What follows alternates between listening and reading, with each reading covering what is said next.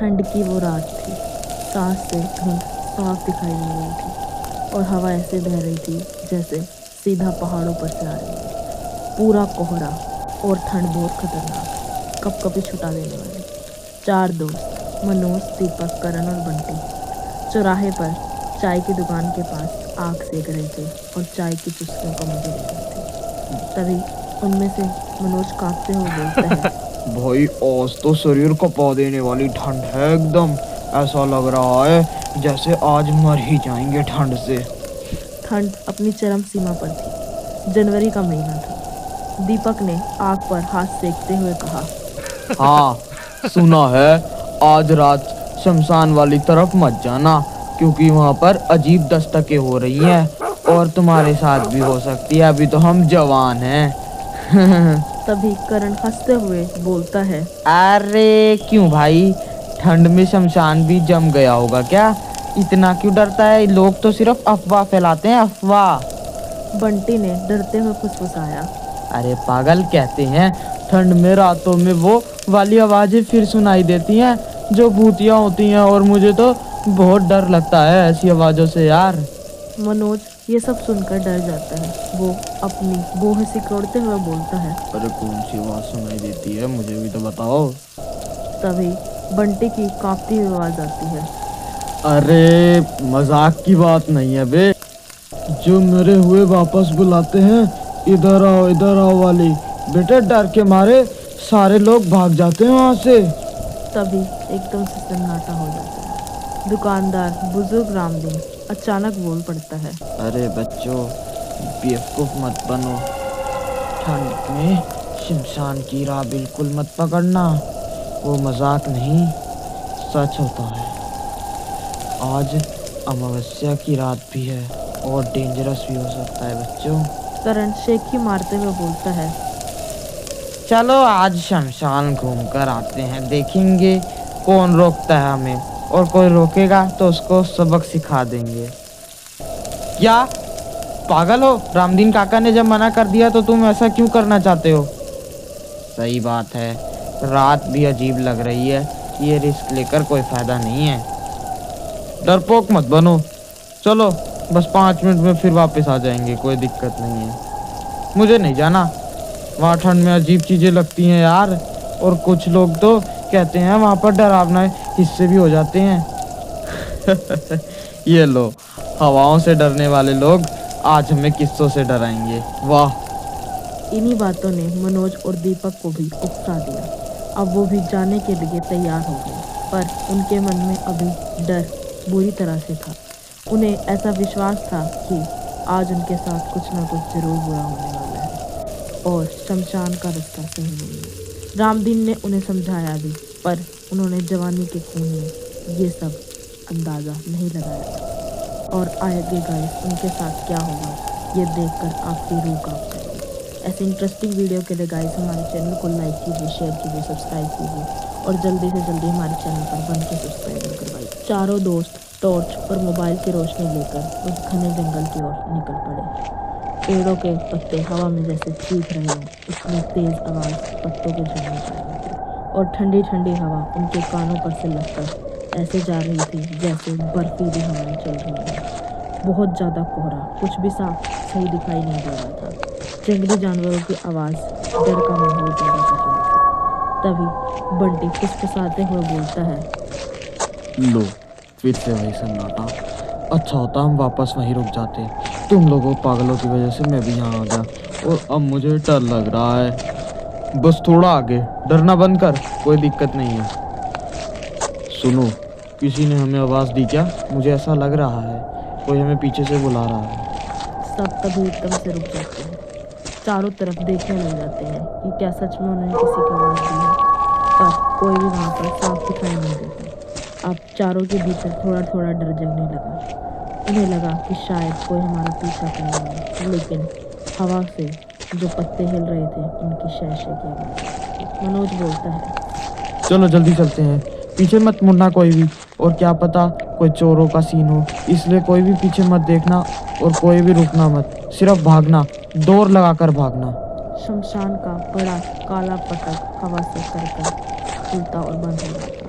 आखिर वो शमशान के पास पहुंच ही गए थे। बंटी डरकर पीछे हटता है। मैं पहले ही बता देता हूँ, मैं तुम्हारे साथ यहाँ तक तो आ गया, और वो भी मैं आना नहीं चाहता था, तुम मुझे जबरदस्ती लेकर आए हो, पर मैं अंदर कतई नहीं जाऊँगा, कतई नहीं। करण बोलता है, ठीक है, तू बाहर खड़ा रह, हम बस देखते हैं और 3-4 मिनट में आ जाएंगे, तू टेंशन मत ले, और अगर तुझे कोई दिक्कत होगी तो मुझे फ़ोन करना, ठीक? तभी तीनों उसे अलविदा कहकर अंदर जाते हैं। जैसे ही वो अंदर जाते हैं, एकदम ठंडी और दुगनी तेज हवा चलने लग जाती है, जैसे कोई बर्फीली परछाई उनके चारों ओर घूम रही है। तभी दीपक फुसफुसाते हुए बोलता है, ये जगह तो यार आज कुछ ज्यादा ही ठंडी लग रही है, शरीर जमा देने वाली है यार ये तो।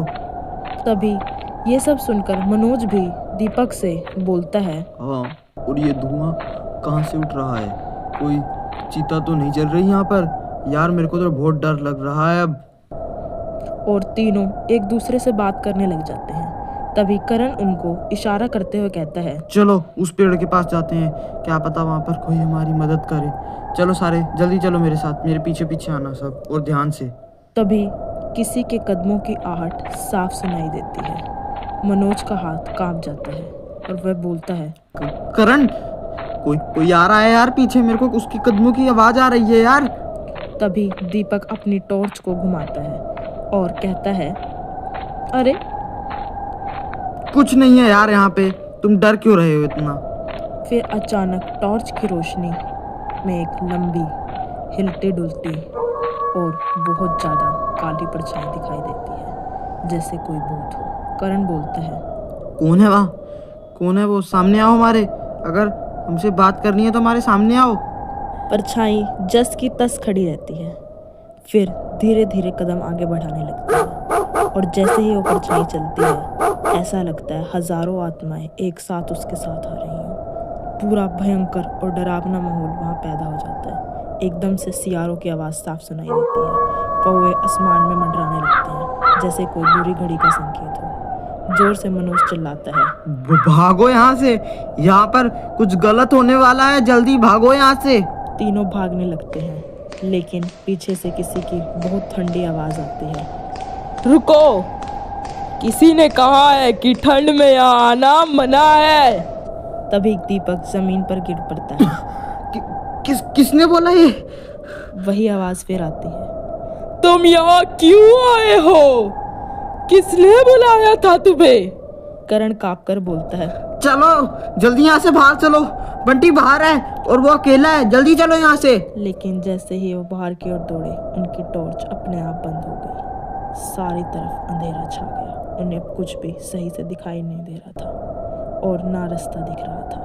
बाहर खड़ा बंटी मोबाइल की रोशनी से रास्ता देख रहा था कि आखिर वो तीनों कब वापस आएंगे, पर अब उसकी उम्मीद भी खोती जा रही थी। अचानक उसने अंदर की ओर देखा, चारों तरफ घनघोर अंधेरा, पर जबकि वहाँ कोई चिता नहीं थी। लेकिन धुंध में एक सफ़ेद साड़ी वाली औरत उसके सामने से गुजरी। बंटी हिल भी नहीं पाया। उसने पुकारा, मनोज, दीपक, करण, जल्दी आओ यार यहाँ पर, जल्दी। अचानक वह ठंडी आवाज उसके बिल्कुल पीछे से आई, तुझे किसने कहा था ठंड में शमशान आने पर? बंटी मुड़ता है। उसकी चीख अंधेरे में गुम हो जाती है। ना उसकी आवाज़ किसी को सुनाई देती है, ना वो किसी को दिखाई देता है। करण, मनोज और दीपक किसी तरह अंदर से बाहर भागते हुए फाटक तक पहुंचते हैं, लेकिन अब उनके सामने जो था उससे वो पूरी तरह चौंक गए थे। उनके सामने बंटी नहीं था। बंटी वहाँ से गायब था। मनोज घबराकर चिल्लाते हुए बोलता है, बंटी, ओ बंटी, चल जल्दी कर, जल्दी चलना है। तभी दीपक कांपती हुई आवाज में बोलता है, यार कहीं वो परछाई उसे उठा के तो नहीं ले गई? करण गुस्से में जोर से चिल्लाता है, तुम लोग चुप हो जाओ, तुम ऐसी नेगेटिविटी बातें मत करो यार, मेरे को भी डर निकलने लग जाएगा। और उसको कुछ नहीं हुआ है, वो यहीं कहीं होगा, हमें ढूंढना होगा उसे। तभी फाटक अपने आप धम से बंद हो जाता है। तीनों छलकर पीछे हटते हैं और उसी क्षण फाटक के पीछे से बंटी की टूटी फूटी आवाज आती है, मैं इधर हूँ, मुझे निकालो यार। तभी मनोज जोर से बोलता है, मैं आ रहा हूँ, मैं अंदर आ रहा हूँ, रुक, मैं आता हूँ तेरे को जाने। बंटी की आवाज धीमी और दर्द भरी थी, मेरे पैर किसी ने पकड़ लिए हैं यार, यहाँ बहुत ठंड है, जल्दी आओ यार। दीपक कांप गया। उसने ऐसा भयावह मंजर पहली बार अपने कानों से सुना था। यार ये आवाज बंटी की लग रही है यार। पर वो है कहाँ? चलो चलो, चाहे वो भूत हो या इंसान, हमें उसे छोड़कर नहीं जाना होगा। हम उसको लेकर ही जाएंगे। सारे जल्दी चलो। तभी तीनों फिर वापस अंदर जाते हैं, लेकिन अंदर इस बार और ज़्यादा ठंड बढ़ गई है। शमशान के बीचों बीच एक पुराना नीम का पेड़ था। टॉर्च की रोशनी डालते हुए उन्होंने देखा बंटी पेड़ के नीचे बैठा कांप रहा था। मनोज भागकर उसके पास गया। बंटी तो ठीक है ना? हम बहुत डर गए थे यार। तू अब कैसा है? बंटी ने सिर उठाया। उसका चेहरा पीला और होठ नीले थे। वह फुसफुसाया, मुझे यहाँ किसी ने बुलाया था और मैं पता नहीं कैसे अपने आप खींचा चला आया। उसके बाद दीपक ने पूछा, कौन था? किसने बुलाया तुझे? मुझे बता यार। किसने तुझे रोका यहाँ पर? कौन तुझे खींच कर लाया यहाँ पर? हमें बता। बंटी ने उंगली उठाई। पीछे वही खड़ी थी, सफेद साड़ी वाली औरत। करण चिल्लाया, मनोज पीछे मत देखना, भागते हैं अभी यार, जल्दी चल। औरत की आवाज बर्फ जैसी ठंड में यहाँ आना मना है, फिर भी आए, अब तो एक भी नहीं बचेगा। मनोज घबरा कर बोला, कौन रोकेगा हमें? कौन रोकेगा? हम भाग जाएंगे यहाँ से अपने दोस्त को लेकर। कौन रोकेगा हमें यहाँ पर? औरत ने बंटी की ओर इशारा किया। तभी पेड़ की दूसरी तरफ एक और बंटी खड़ा था। वही कपड़े, वही चेहरे और आंखें पूरी काली। दीपक चिल्लाया, ये दो बंटी कैसे? असली कौन है, नकली कौन है? कैसे पहचानेंगे यार? पहला बंटी बोलता, मैं असली हूँ यार, तुम्हें पता है ना मैं असली हूँ। और दूसरा बंटी बोला, झूठ, ये नकली है, मैं असली हूँ। मनोज और करण एक दूसरे को देखने लगे। अब उन्हें समझ में भी नहीं आ रहा था कि बंटी कौन है। दीपक डर कर बोला, अगर गलत को छुआ तो हम तो गए, और अगर सही को छुआ तो हम उसको ले जा सकते हैं। औरत बोली, जो असली है वही ठंड महसूस करता है, नकली को ठंड नहीं लगेगी। करण ने तुरंत पूछा, तो तुम दोनों में से ठंड किसको लग रही है? पहला बंटी कांप रहा था। बहुत ठंड है यार यहाँ पर। दूसरा बंटी सीधा खड़ा था, जैसे उसे कुछ महसूस ना हुआ हो। करण चिल्लाता है, नकली तू है, तू ही है नकली, असली बंटी हमारा ये है दोस्त। दूसरा बंटी अचानक हवा में उछला और एक सफेद साड़ी वाली औरत के पास जाकर भयानक परछाई में बदल गया। औरत की आंखें लाल हो गई। बहुत समझदार हो, पर अभी खेल खत्म नहीं हुआ, इतनी आसानी से नहीं जा सकते तुम यहाँ से। गाइस, आखिर क्या राज था बंटी और उस औरत का, ये जानने के लिए पार्ट 2 देखिए।